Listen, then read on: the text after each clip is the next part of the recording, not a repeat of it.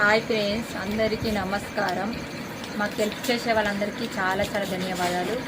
నా పిల్లలే నన్ను బాధని అర్థం చేసుకున్నందుకు మీకు చాలా చాలా రుణపడి ఉంటాను ఫ్రెండ్స్. మా అడ్రస్ అడుగుతున్నారు.